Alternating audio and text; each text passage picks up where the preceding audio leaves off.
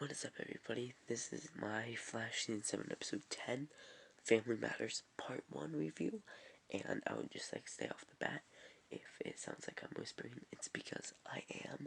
It is 11:27 p.m. at night, and if you hear any rattling like this, I have my hood up because I'm cold. But anyway, just think about it. I didn't love this episode, but I also didn't hate it. I give it like a 5 out of 10. That's what I give it on IMDb, but I didn't love it. And we'll get into the reasons for that later in the video, but you're invited to stay. And let's roll that intro.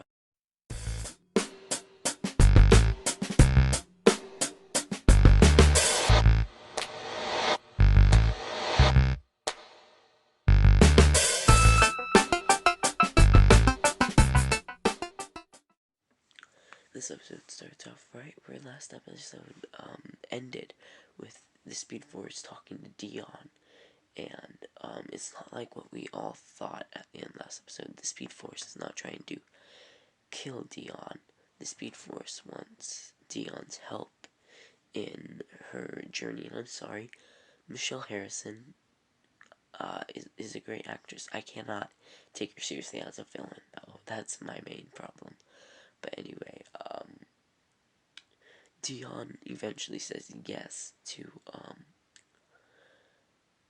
helping the Speed Force, and then we get Allegra. Team Flash is explaining to her that Barry's the Flash and everything, and this actress who plays Allegra is jacked, but then Caitlin comes out with some sciencey stuff, and like there's a line of DNA, cosmic DNA, and everybody's DNA that is the same, and that's why they call each other parents. And just shut up with this parent crap.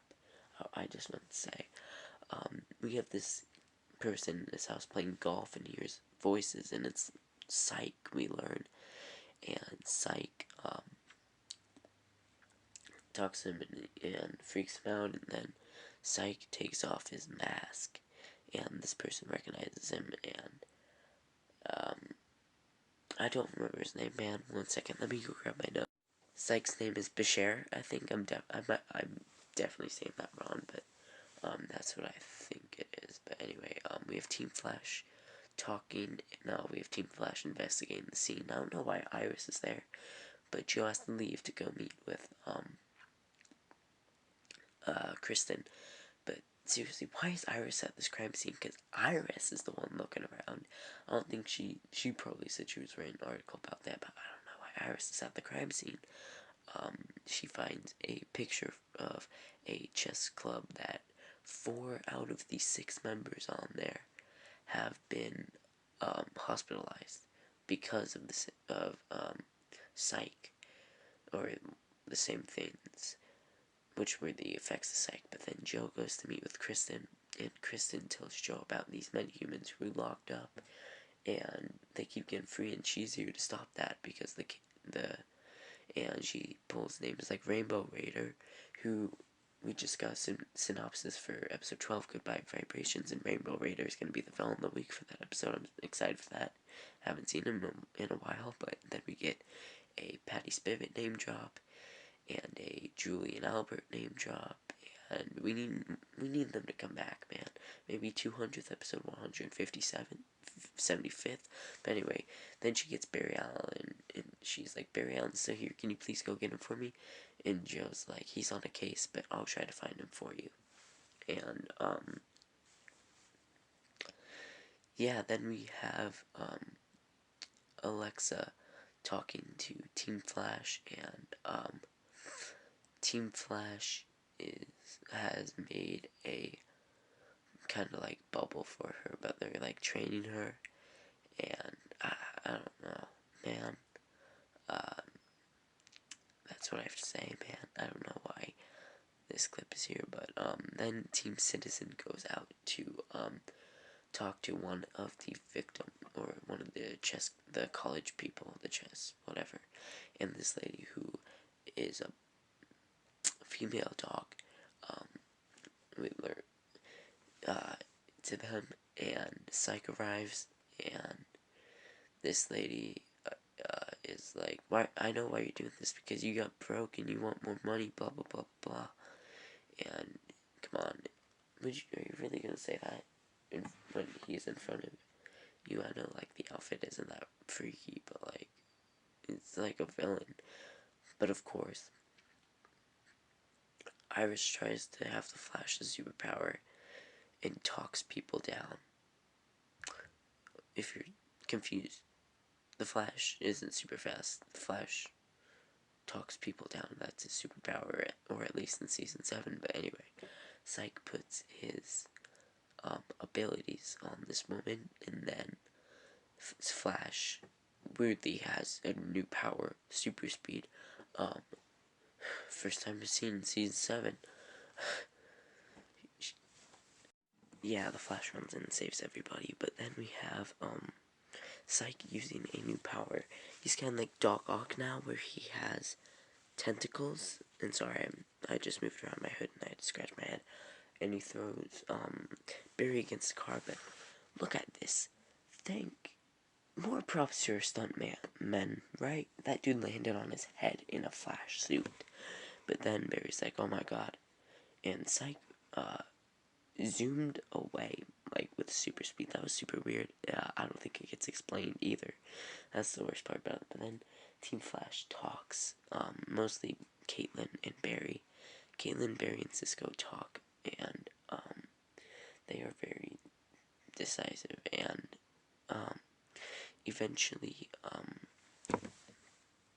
Alexa joins in, and that is really all of that conversation, because I don't remember what that conversation was about, man, even though the episode was 3 hours ago. But then we have Iris talking to Team Citizen, and about they're researching what happened to Psych. I forgot his real name again, but then she talks to Camilla again, which I'm guessing by the end of the next episode is going to be revealed Team Flash that Camilla and Cisco are leaving. But then Kristen finds Joe seeing a new weapon that Kristen brought into the CCPD. It's a gun that can shoot bullets filled with the metahuman cure in them, and Joe is not a big fan of that. He's like, "You did that without my consent, I didn't sign anything. How'd you do that? I'm not." And he's just very upset about the whole situation. But then Barry goes to train Alexa, where they put her in a type of pod thing and put up a force field. But as Alexa gets angrier and angrier, Freza more comes out, and Freza eventually breaks through the barrier and has a mini fight with the Flash, where he like hits, or like he hits like Cisco or the Flash or something. I don't remember, maybe both. But then Team Flash has to talk to Alexa and say sorry, and Alexa is doing the typical like movie or TV show thing where like, "No, I'm never doing that again. You can't make me blah blah blah." But by the end of the episode, it'll be like a big hero moment or something. Yeah. But then we have Barry arguing with Caitlin about what to do, and I don't think any of them are. I wouldn't even be positive about this, but after this scene, we have an important scene. We have Camilla and Cisco talking, and during this talk, Cisco reveals that I know you got accepted into Miami, LA. I have, let's round it, 8,000 jobs that in the United States. I can get 85 in Miami. But when I got a vision from Psych, I saw myself 40 years from now still working in Star Labs while everybody else had moved on. Caitlin, Barry, everybody else had moved on, but I'm still stuck here. So I want to get away from this place, and that's basically what he said, and it was beautiful. And Camilla fully supports him, which I'm down for this relationship, man. I'm ready for them to leave and have a happy little ending to their story arcs. But anyway, Alexa is talked to by Caitlin. Caitlin explains what happened, what she did when she first originally met Frost, and she gives Alexa the device that Cecile gave her to talk to Frost.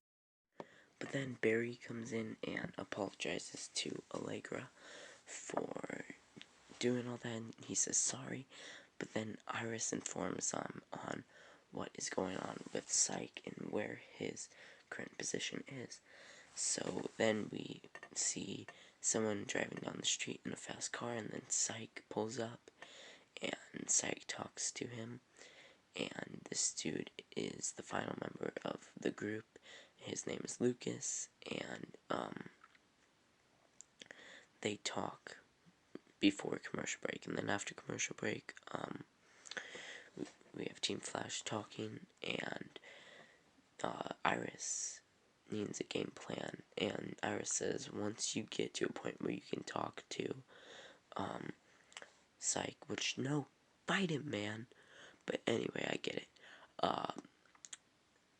Let me just repeat after me. That's what Iris says, or I'm paraphrasing.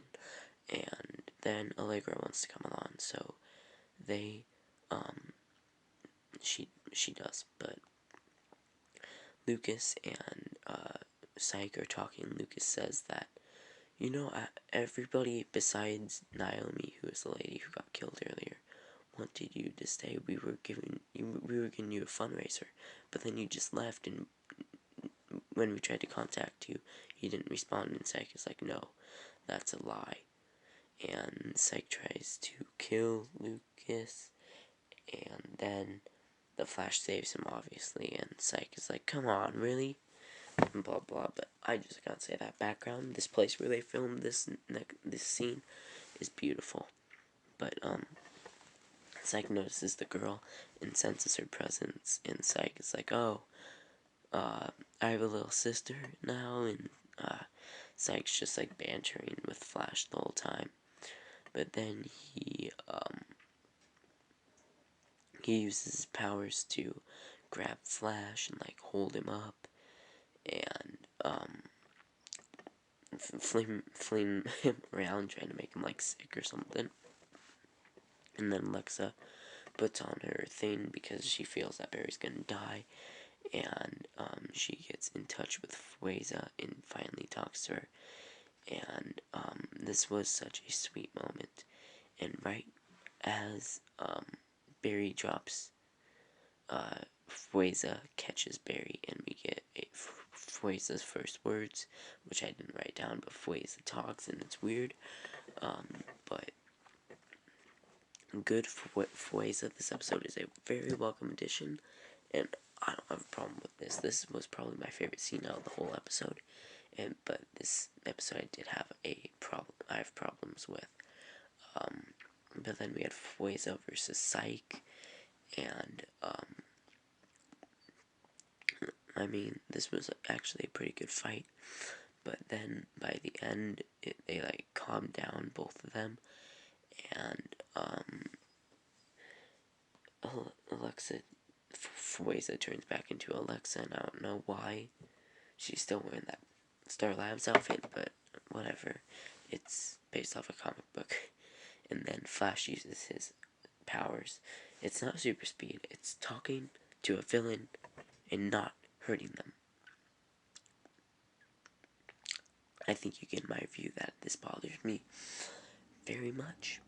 But then we have Team Flash preparing for them to come back at Star Labs, and everybody has their weapons, and as Psych comes in, I think he says it himself, he's like, I feel very unwelcomed, or something like that, and he banters with everybody, or like threatens everybody, and Alexa's like, oh, don't make me angry, clearly parodying the Hulk. But then Cisco gets a call from Argus, and this dude, who I think is the weird dude from episode 5 and episode 8, the Argus director, but I'm not 100% sure. But then Joe talks with Kristen, and this was a very interesting thing, and I think I know where it's going.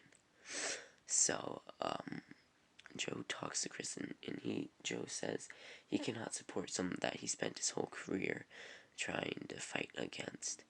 And